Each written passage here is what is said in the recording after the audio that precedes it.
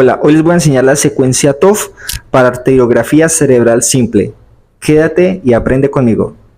La angiografía por resonancia magnética se considera de gran utilidad clínica para el diagnóstico de cualquier tipo de enfermedad vascular. Permite determinar con precisión el grado y la extensión de las obstrucciones arteriales en 3D y sin utilizar radiaciones ionizantes ni medio de contraste iodado, permitiendo sustituir técnicas masivas como la radiología convencional o la tomografía. La técnica de angiografía sin contraste más utilizada es la secuencia TOF, en sus siglas, que significa tiempo de vuelo. A pesar de que la técnica utilizada depende en parte del equipo de que se dispone, entre bobinas, gradientes y campo magnético, es una técnica gradiente eco que utiliza tiempos de eco cortos y depende del flujo sanguíneo. Durante un estudio con la técnica TOF se emiten pulsos de radiofrecuencia para excitar los protones de los tejidos del organismo. Los protones de los tejidos estacionarios se visualizarán saturados a causa de la repetición continua de pulsos de radiofrecuencia, bajando su intensidad de señal. Los protones de los tejidos no estacionarios, como los que componen la sangre, no experimentan excitación y por lo tanto no se saturan, generando una alta intensidad de señal. La diferencia de saturación entre los protones de tejidos estacionarios y los de tejidos no estacionarios permite distinguir el flujo sanguíneo del resto de tejidos y por lo tanto la obtención de imágenes vasculares contrastadas. La intensidad de señal del vaso depende del grosor de corte, del tiempo de repetición, del T1 y de la velocidad de flujo. A medida que aumenta el tiempo de repetición, los tejidos en movimiento no se saturan, a diferencia de los tejidos estacionarios que sí se saturan. Aquí observamos la diferencia de saturación entre la sangre, que es el tejido en movimiento, y los tejidos estacionarios. Por otro lado, esta es la representación de los distintos factores que contribuyen a la intensidad de la señal del vaso. Para evitar la superposición de interferencia entre vasos arteriales y venosos, la técnica TOF utiliza bandas de saturación. Su finalidad es suprimir o saturar el sentido de uno de los dos tipos de vasos, ya sea arteria o vena.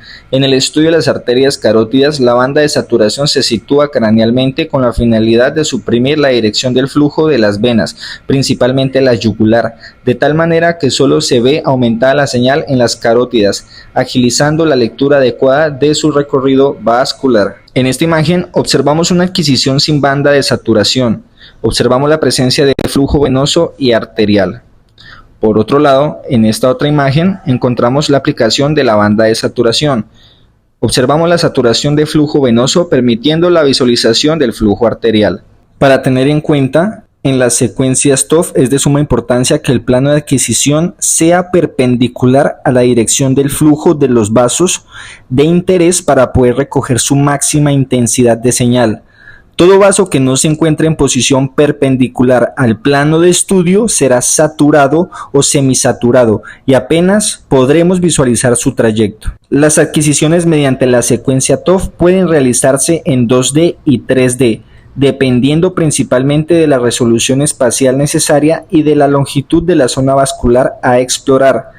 La técnica TOF 3D utiliza un tiempo de eco menor y tiene menor relación señal-ruido en comparación a la 2D. La técnica en 3D es usada para estudios de alta resolución espacial gracias a su alta relación señal-ruido y para exploraciones que necesitan una larga cobertura o campo de adquisición. En las técnicas TOF 2D y 3D abarcan tres grupos principales: TOF 2D, TOF 3D y TOF 3D segmentado. En las técnicas 2D, la adquisición se realiza a partir de múltiples cortes de forma contigua. Tienen dos ventajas: pueden utilizar tiempos de repetición muy cortos que potencian el efecto de entrada y por otra parte la sangre parcialmente saturada se ve impedida de fluir de un corte a otro, garantizando una afluencia de flujo suficiente, incluso en vasos sanguíneos con flujo muy lento. En la técnica 3D, la cobertura o volumen de la imagen completa por lo general es de 30 a 60 milímetros de espesor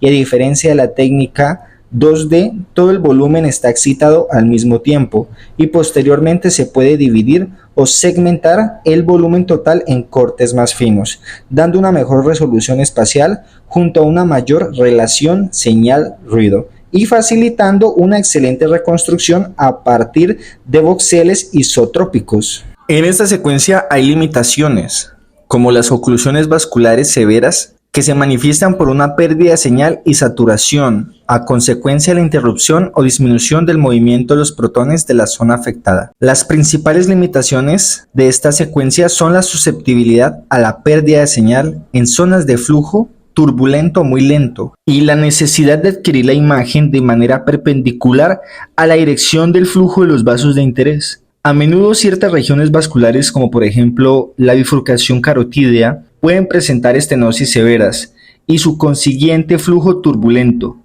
El flujo turbulento en la técnica TOF algunas veces provoca falta de señal justo después de la zona realmente estenosada, pudiendo simular erróneamente su verdadera localización.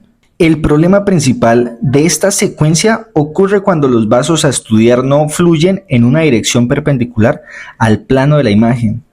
Si los vasos fluyen parcialmente dentro del corte o entran en una dirección no perpendicular al plano, pueden perder señal debido a la saturación parcial del flujo.